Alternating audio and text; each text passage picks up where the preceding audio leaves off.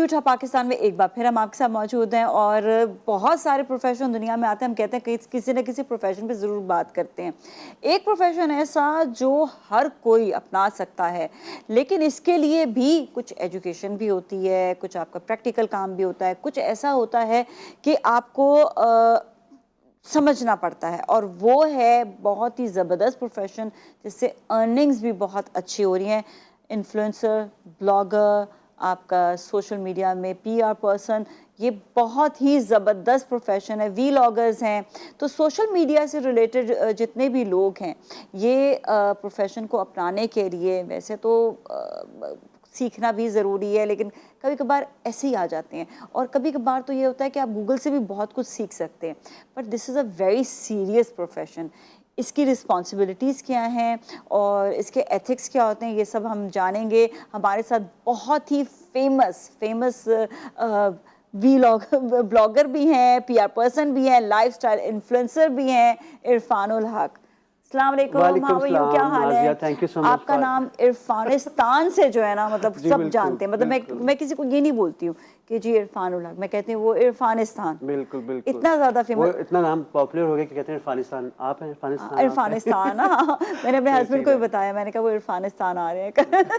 वो नहीं, इरफान से नहीं जानेगा, वो इरफानिस्तान से ही जानता है। He is a very good follower of your नाम, बड़े वो देखते हैं, रिलीजियसली फॉलो करते हैं आपके सारे। Thank you so much for inviting me on your show. मैं कब से इंतजार करते कि मैं नाज़िया के शो में कब जाऊंगा। हाँ, देखो वेरी ऑनेस्ट, आज मैं आ गया शो पे और मुझे खुशी हो रही है। आई थिंक जब शो शुरू भी नहीं होता तब से आप कह रहे शो कब आएगा, कब जाऊंगा, बिकॉज़ मैंने न्यूज़ लगाई थी सबसे पहले Nazia is doing this show. हाँ, thank you so much, thank you so much. Show करिए आप, माशाल्लाह से मेरी अम्मी आपकी बड़ी फैन है। ओह, बड़ा थैंक शो यू। आपको देखती है शो। ये बहुत बड़ी बात होती है कि जब आपको पता चलता है कि आपको लोग पसंद करते हैं, फॉलो करते हैं, और आपके लिए भी ये उतना ही इम्पोर्टेंट है। और क्योंकि अच्छा ये एक तो इसमें बहुत सारे, एक तो मेरे जहन में सवाल आ रहे हैं, मैं कह रही हूँ मैं स्टार्ट कहाँ से करूँ।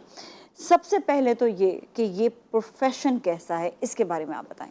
अच्छा, ये प्रोफेशन बेसिकली जिसका पैशन हो उसका प्रोफेशन बन सकता है, वरना इट्स वेरी डिफिकल्ट सर्वाइव करना यहाँ पे, बिकॉज आपको खुद ही चीज़ें कंटेंट जनरेट करनी पड़ती हैं, आपको खुद ही कंटेंट बनाना पड़ता है, आपको खुद ही भागना पड़ता है चीज़ों के पीछे, आपको खुद ही से ही चीज़ें ढूंढनी पड़ती हैं, बिकॉज ये चीज़ें आसानी से नहीं मिलती। और आपकी अगर पीआर मतलब कोई आपके पास आएगा नहीं, आपको ढूंढना पड़ेगा। ठीक है, आपके अगर फॉर एग्जांपल मुझे बोलते हैं, बहुत से लोग मुझे बोलते हैं, जो नए लड़के आते हैं, लड़कियां आती हैं कि सर, बिकॉज मैं पढ़ाता भी इंडस में, तो मुझे बताते हैं कि सर हम इस फील्ड में कैसे आए। इंडस में क्या पढ़ाते हैं? इंडस में मीडिया साइंस पढ़ाता हूँ मैं, वहाँ पे मीडिया साइंस वहाँ पे पढ़ा रहा हूँ मैं फॉर द लास्ट 9 years। ओह वाह, माशाल्लाह से। हाँ हाँ, मेरे पार्ट टाइम वो भी है। वो भी, हाँ, एक वो भी प्रोफेशन।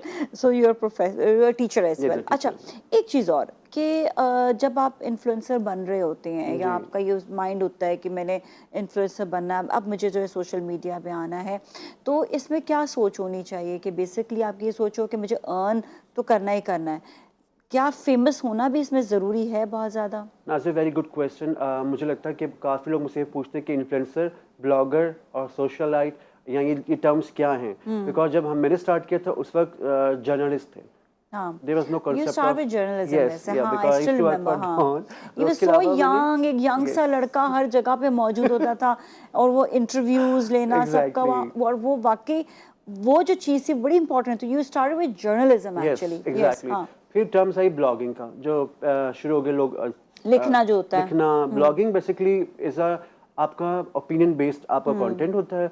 जर्नलिज्म बेसिकली होता है कि आवाम की और आपकी अपनी पर्सनल राय थोड़े मिला के, लेकिन ज़्यादा उसमें आवाम की राय ज़्यादा होती है, that's called journalism. But in bloggers, in point of view, वो आपका अपना होता है मैटर, कि आप इसमें क्या लिखते हैं, क्या आप बताते हैं, जो आपने एक्सपीरियंस किया हो, दैट्स कम अंडर ब्लॉगिंग। मतलब और उसमें लिखना, आपका बताना, पहले तो ये वीडियो कॉन्सेप्ट नहीं होता था, पहले आपके आर्टिकल्स होते थे वेबसाइट पे, आपकी वेबसाइट होती थी, मेरी वेबसाइट भी है, तो उसमें देख सकते हैं ब्लॉग्स होते हैं, डिफरेंट जो आपने एक्सपीरियंस किया, वो ब्लॉगिंग होती है। ब्लॉगिंग आप कहीं पर भी कर सकते हैं, कोई स्पेसिफिक किसी एक जगह पर आपको करने, किसी एक प्लेटफॉर्म पे करनी होती है? कोई भी चीज़ आपने रिटन आर्टिकल में लिखा हो, दैट्स कम अंडर ब्लॉगिंग, अगर आपने उसको किया एक्सपीरियंस। आजकल तो ब्लॉगिंग का कॉन्सेप्ट समझ नहीं आ रहा लोगों को, कि वो समझते हैं कि जो वीडियो बना रहे हैं वो भी ब्लॉगर है, या जो कंटेंट बना के स्टोरीज पे टेम्पलेट पे बना रहे हैं वो ब्लॉगर है। जबकि व्लॉगर जो है वो है जो वीडियो बनाता है, और ब्लॉगर वो है जो लिखता है। ब्लॉगर्स बेसिकली और ब्लॉगर में दो फर्क हैं। बेसिकली जो ब्लॉगर होता है वो यूट्यूब पे अपना कंटेंट बना के पूरी रील के थ्रू बना के वो लगा रहा होता है, वो इंस्टाग्राम पे बना सकता है या वो यूट्यूब पे लगा सकता है। और बेसिकली जो वेबसाइट पे होते हैं या आर्टिकल्स जो होते हैं या इन टर्म्स ऑफ प्रिंट या written, that's come under blogging. वो ब्लॉग है। अच्छा, पीआर पर्सन क्या होता है? PR person, very good question, क्योंकि काफ़ी चीज़ें मैं कर रहा होता हूँ। बेसिकली पीआर पर्सन होती है कि आपकी किसी ब्रांड के साथ या किसी सेलिब्रिटी या किसी के आपको आप डील कर रहे हो, या किसी थर्ड पार्टी को आप अपना के थ्रू प्रमोट कर रहे हो, या तो आप इसको सोशल मीडिया पे करा रहे हो, या तो आप उसकी पीआर इन टर्म्स ऑफ किसी ब्रांड के साथ एसोसिएट करवा रहे हो, या इन टर्म्स ऑफ बजट के हवाले से आप उसको करवा रहे हो, दैट्स कम अंडर पीआर। तो वो ये इवेंट्स में भी ज्यादातर Events पीआर के भी कहते हैं, ज़्यादा पीआर होते हैं, पर्सन exactly. जो आप PR and event you management manage are even two different like things, celebrities को basically. लेकर आना, ये मतलब ठीक है, मैं आसान अल्फाज में समझा रही थी। ऑलराइट, अच्छा, लाइफस्टाइल इन्फ्लुएंसर क्या होता है? बेसिकली लाइफस्टाइल इन्फ्लुएंसर, क्योंकि हर कंटेंट की एक बीट होती है। फॉर एग्जांपल किसी की होती है फूड पे, किसी की होती है म्यूजिक पे, किसी की होती है कोई डॉक्यूमेंट्री पे।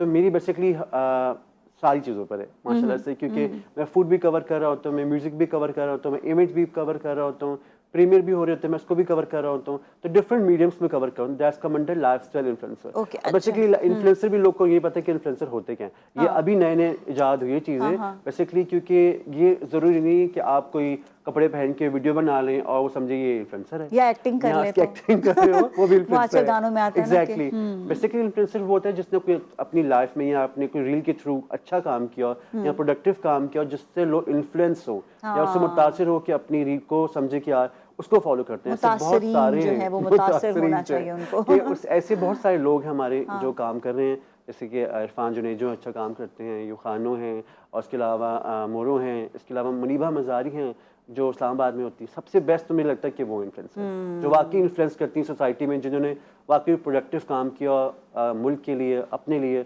उनको बोलते हैं इन्फ्लुएंसर बोलते हैं। तो नॉर्मल लाइक कॉमन भी लोग इन्फ्लुएंसर बन सकते हैं, लाइक किसी भी चीज से कोई भी जो है जिससे अट्रैक्ट हो रहा होता है ऐसे, तो वो किसी ब्रांड से कोई अट्रैक्ट हो स्टाइलिश रहा हो होता है। सकते हैं आप, कोई स्टाइलिश आगे पुराने कपड़े को वो स्टाइल करके बनाता है, तो इन्फ्लुएंस कर रहा है स्टाइल को कि वो कैसे यूटिलाइज कर सकते हैं उस चीज को, मार्केट में लोगों को बता सकते हैं, इन्फ्लुएंस कर सकते हैं। ये सही, ठीक है। तो बेसिकली ये है कि आपको कोई एक इनमें से प्रोफेशन रखना होता है, या आप तीनों जिस तरह आपने रखा हुआ है तो ये तीनों भी इजीली आप मैनेज कर सकते हैं?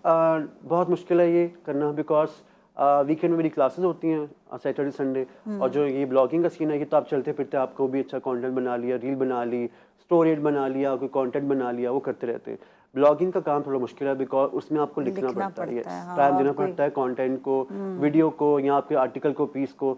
अब तो माशाल्लाह इतनी चीज़ें एडवांस हो गई, चैट जीपीटी आ गया, आपको लिखने की भी जरूरत नहीं, आप बस लिख दें कि मुझे यहाँ विजिट किया था, मुझे इसको प्लीज लिख के दे दें, वो आपके सामने खोल के दे देगा, which is good, अच्छी बात है। लेकिन कुछ चीज़ें डिसएडवांटेज भी हैं और एडवांटेज भी हैं। तो कुछ ऐसा कुछ उसने गलत लिखा हुआ हो तो फिर क्या करेगा? आई थिंक कुछ चीज़ों को सही भी करता है अगर आप देखा जाए, क्योंकि बहुत अच्छी बात है आपने कही कि कुछ चीज़ें ऐसी होती है जिनमें स्पेलिंग मिस्टेक होती है, किसी में ग्रामर मिस्टेक होती है, तो वो ऑनलाइन सॉफ्टवेयर अब आ चुके हैं, आप उन पर डाल दें कि इसको करेक्ट कर दें, वो आपको करेक्ट कर देगा। मतलब आपको हर चीज़ आसान हो गई है तो सोशल मीडिया, लेकिन उसके लिए भी आपको सेंस और लिखना जरूरी है। ये नहीं कि आप कहीं पर गए और वहां जाके आपने बस देखा उसको, जो लिखना भी, क्योंकि आप जर्नलिस्ट ऑलरेडी हो तो आप अच्छा लिख लेते हो। अच्छा, एक चीज़ और कि बहुत से एक तो पहले आपके बारे में थोड़ा सा पूछिए, इरफानिस्तान नाम कैसे? वेरी गुड क्वेश्चन, मुझे हर कोई पूछता है इरफानिस्तान नाम कैसे आया। बेसिकली जब मैं वेबसाइट बना रहा था या मैं अपना ब्लॉग लिखा, तो बहुत सारे लोग के जो डोमेन होते हैं उसमें बहुत सारे लोग ऑलरेडी मौजूद थे कि इरफान 75, इरफान बॉय, इरफान पता नहीं क्या क्या नाम थे, तो मैं सोचा यूनिक नाम रखूं। सबसे पहले तो ये बताओ कि आपने खुद क्या एजुकेशन हासिल की हुई है? ओके, मैंने बेसिकली मास्टर्स किया है मीडिया साइंस में इकरा यूनिवर्सिटी से, एफएल भी साथ में मैंने किया था। और ये कितना फ़ायदा रहा था आपके अपने सोशल पेजेस के लिए? इन टर्म्स ऑफ एजुकेशन, मैंने जब पढ़ा था मैंने तब से इंटर्नशिप स्टार्ट कर दी थी। I used to work as a volunteer, I used to work as a helper. जब मैं काम कर रहा था तो मैं बैक स्टेज या कोई भी शोज होते थे तो मैं पीछे आयरन करता था, उनके कपड़ों को प्रेस कर रहा होता था, कभी वॉलंटियर कर रहा था काम। तो मैंने स्टार्ट ऐसे लिए और करते करते करते करते करते लिंक्स बने, ये जरूरी होता है। Even I have done all this. ये मैं कहती हूँ किसी भी चीज़ को आपको आगे बढ़ने के लिए, काम को, आपको बहुत सी चीज़ें जो है वो जो इनिशियल स्टेज होता है ना, जो बचपने का या जो आपके जो टीन का जो टाइम है, उस पे आप पहले दिन से कोई भी इरफानिस्तान नहीं बन जाएगा, पहले दिन से कोई भी जो है ना सेलिब्रिटी नहीं बन जाएगा।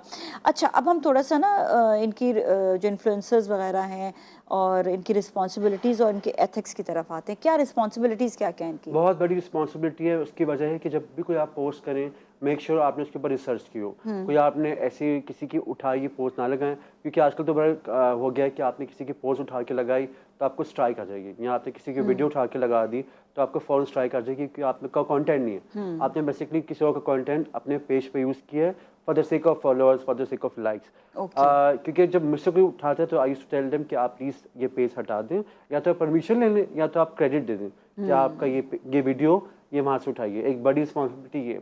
तो ये है कि आप कोई भी जो कंटेंट यूज़ करें, आप किसी बंदे से पूछें। कोई खबर आपने सुनी हो, फॉर एग्जांपल नाजिया मलिक का लॉटरी निकल आई, तो मैंने सोचा नाजिया इज इट ट्रू और नॉट। तो नाजिया सेइंग हाँ fine it's true, if it's not true then you should mention it, या दिस इज फेक न्यूज़। मतलब ये कि आप उससे जरूर पूछे जिसकी न्यूज़ है। खुद से, अच्छा खुद से न्यूज़ लगा सकते हैं विदाउट परमिशन या नहीं? आई थिंक ये अनएथिकल होगा, बिकॉज आपने एमी की खबर लगा दी कि वो चीज़ रियल नहीं है, सच्ची नहीं है, तो आपने बेसिकली एक फेक झूठी खबर लगा दी, which is called yellow journalism in our language. Okay, तो पूछना जरूरी यस है। यस यस, ठीक है। अच्छा, क्या ये सारी रिस्पॉन्सिबिलिटीज़ जो इन्फ्लुएंसर या ब्लॉगर की, यही वाली चीज़ क्या व्लॉगर्स के लिए भी अप्लाई होती है सब? डेफिनेटली। कोई भी वीडियो आप लगा रहे हैं, कोई भी आप कंटेंट बना रहे हैं, किसी के कंसेंट होना ज़रूरी है उसमें। क्या आप किसी का अगर फुटेज ले रहे हैं तो आप उससे पूछो तो सही कि मैं आपकी वीडियो बना रहा हूँ for the sake of this. हमारे यहाँ बिल्कुल ऐसा है ही नहीं। आप अगर जाएँ मॉल पे तो बहुत सी फैमिलीज़ होती हैं या बहुत से ऐसे लोग होते हैं जो इस चीज़ को बुरा मानते हैं। अगर खुदा ना खासा उनकी वीडियो नज़र आ जाए, तो मुझे ऐसा कभी हुआ जब मैं कोई रील बना रहा होता हूँ, तो इधर मुझे याद है वाक़या, जब मैं नथिया गली गया था तो वहाँ बर्फ़बारी का मौसम था वहाँ पे, तो एक फैमिली थी वो दूसरे पे बर्फ़बारी फेंक रही थी, अंकल और आंटी। तो मैंने लिख दिया गलती से कि couple is enjoying their vacations, but unfortunately मुझे वो इतनी वीडियो वायरल हो गई कि इतनी पसंद आया कि उनको तक पहुँच गई, और उन्होंने मुझे बोला कि Irfan who is this guy, can you please remove this is our खाला खालू। वो उनका पप्पा खाला का रिश्ता तो वो नहीं, हाँ, इस तरह से नहीं, वो एग्जैक्टली आप पूछ ले, मैं कहती हूँ परमिशन लेने ज़्यादा अच्छा। कॉलर है, उनसे बात करेंगे। अस्सलाम वालेकुम।